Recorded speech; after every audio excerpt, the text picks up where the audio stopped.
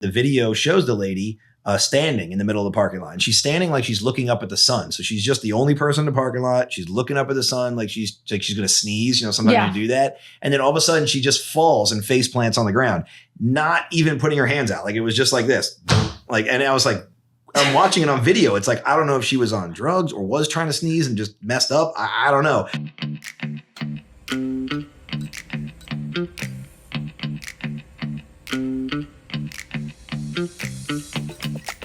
Hello, I'm Negar Sharifi with my partner, Bill Masi, and this is Policy Party.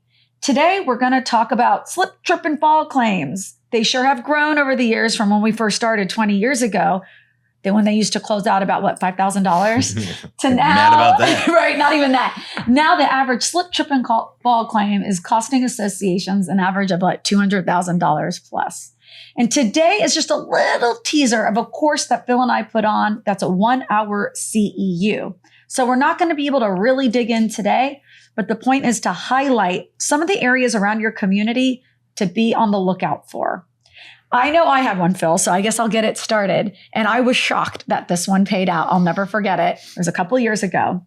And it's one that you wouldn't really think about, but it was a path that was worn in the grass. And it was from a sidewalk through the grass to the pool gate. And you could see that over time, a path had been worn, but there were a lot of mature trees along that area and roots were exposed. And there was an elderly woman that was walking to the pool, tripped and fell. The carrier ended up paying out because they said it was a known path. It was clear that people were walking through there and cutting through the grass, and the association should have done something about it. So I know you have some strange claims too, but that is just an example of one of the areas to be on the lookout for, which is paths in the community that people are taking shortcuts and that have been worn. My recommendation, what I learned from that particular scenario, is that if there are any exposed roots, to be sure to remove them, shave them down, and whatnot. That was a shocker. That one paid $300,000. Yeah. So I don't know if people, I say like versus what it used to be 20 years ago versus now, it's like they're slipping and falling into wood chippers or something. Yep. It's like, how do they get that injured? How did that happen? I don't know if it's 200,000, but it just seems like they all are. But we've seen big ones. And I would say that we have a whole, again, CEU class that goes into much more depth into here. But I look at like, what are the main takeaways for something like this to go over? And for me, it's the ways you prevent these claims from being either happening or preventing them from being that sizable. You got to do a few things. And so the first thing is inspections. You need to inspect the high traffic foot areas first. Like focus on the areas of your community where the majority of the foot traffic takes place. So if you think of like a mailbox, like everybody goes around a community mailbox, they're all there.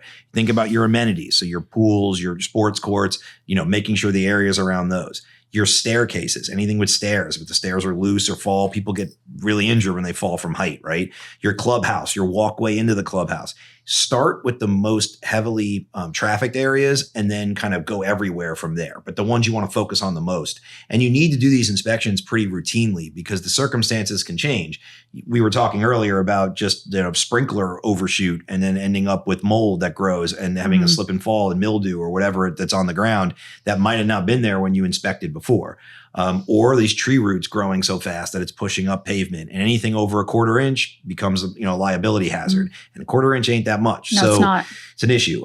So first thing, inspections, making sure you're marking areas too. So if there is an area that's an exposed trip hazard, mark it with that spray paint, mark it with big orange spray paint, or mark it off with caution tape. Remember though, if you do the spray paint will fade with rain and everything else. So if you don't get on that right away, you need to keep remarking it. And that also doesn't help you. So how often do you think they should do walking the sidewalks? I've gotten this question from my clients before, and I'm like, I told them I think every year for the sidewalks for the 1/4 inch. I mean, it depends on your situation. I think for communities with lots of trees and stuff, it needs to be probably more frequent than that. I think your main trafficked areas, you probably need to get in front of those monthly or quarterly. I mean, I feel like things can change so rapidly there. And don't just come through on your inspections at the same time during a day. Come at night too. Like That's a good point. What lights are burnt out and things like that. There's all kinds of stuff that changes at night. I'm the president of a large condo, and the nighttime, we didn't realize it's 19 different lights out around the property when someone went there. I'm like, we don't check this. I was like, it's just something that you don't think Yeah, about. because they don't do it at night. Well, yeah, because everybody wants to get home, right? You want to go at night and look at stuff, but it's important to do. So number one is doing your inspections regularly, whether it's once a month, once a quarter. On the high traffic areas. And the things to look out for are high traffic areas, like the sidewalks to and fro the high traffic areas. Any cut throughs, right? What about drainage? Same thing in there. It's inspection. You'll see it. If you have someone could have a sprinkler that breaks and isn't working and it's causing puddling and stuff, and you didn't know that because you weren't doing the inspection. So finding that stuff's important. And really, I think the next biggest thing is cameras. So I'm a huge fan of cameras. I feel like most of the claims that we get in when it comes to trip and fall, if you analyze what happened, I would say a majority of those, if not 75% of them, the most of the liability or the fault is on the person who fell. It's not usually the association's fault. Of course, there's scenarios where it is. Like rubber flip-flops. Oh my gosh. Or walking three giant dogs or reading a book while you're walking or, I had one lady, she fell into a fountain reading the book, she wasn't looking where she was going. I had one the other day and why the cameras I think are so great. They set you free, right? This is another account, downtown Orlando. We get a claim in, lady fell down the stairs. And she's saying she's really injured, fell down the stairs on the way to the parking lot.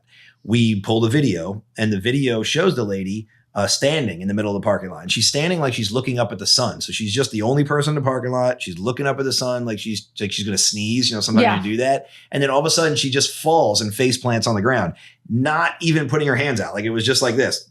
And I was like, I'm watching it on video. It's like, I don't know if she was on drugs or was trying to sneeze and just messed up. I don't know. But she literally just fell face first on the ground. So yeah, she was injured, had nothing to do with the staircase, which was like 10 yards behind her. She did not know we had video of the parking lot. So this was not a camera, I guess, that was exposed. So I can go through multiple stories like that and examples where the camera, that is not going to be something, okay, we're filing the claim. She's got an attorney. But once that video comes out, it's like, how do you defend that? It's like you clearly said in your statement that you fell down the stairs. Here's a video of you just face planting for no reason. Like, how does this continue? And that gets us out of those scenarios. What do you recommend to your clients? I know you've been through this before where the county owns the sidewalks. Yeah. So, I think the other leg of this, right? So inspections, cameras, it's understanding who owns or is responsible for the property where the incident occurs. Because that can be anything. It could be the master versus sub. It could be the county or the CDD owns that property and not the association. It could be a homeowner's property. The sidewalks might be their responsibility, not the association. Could be a private entity. Could be that you had a vendor that was in charge of that area, and they tripped over their hose or something that they did incorrectly that caused this loss. So the other piece here is aggressive incident reports. It's making sure the incident report is good because you want to try to capture that stuff. Where exact is the location of the incident? Who owns and was responsible? Was there any vendor involved? What was the weather like? What time of day was it? Do you get it? I'm a huge proponent of getting the person who fell to provide a statement in writing or provide a statement in recording, whatever they can do, any witness statements, anybody else that's involved, because all that stuff tends to change 6 months down the line, a year down the line when attorneys get involved. So getting as much of that data on the front end in a good quality incident report, which if you don't have them, we have them, we provide to our clients that are fillable, is really important. So I treat every incident reported as if it's going to become a lawsuit. Now, I will also say you will get suits coming in, Morgan & Morgan sending you a letter for some incident that happened 7 months ago that no one's heard of the person or anything. You can't really, that stuff, happens and we'll deal with that. But the things that are reported that occur, you want to be aggressive in getting in front of and getting that detail. Yeah, well, it's fresh. So I know we went over a lot today, but the point of this, podcast episode and the examples we provided is just to make you all aware of how big of an issue these slip, trip, and fall claims are, and that they are in fact preventable. And there's help on the way because you look at the tort reform legislation that Florida passed in 23. It does now say, and we'll see how this happens in court, but if the person who's making claims for injuries is 50% responsible for their injuries, then they get nothing. So, I would tell you, like I said before, more than half of these claims, they are more than 50% responsible. It's pretty obvious when you get the data. But if you can't prove that, then I don't know how you use that legislation. But if you have cameras and good incident reports and statements, all that helps you do that.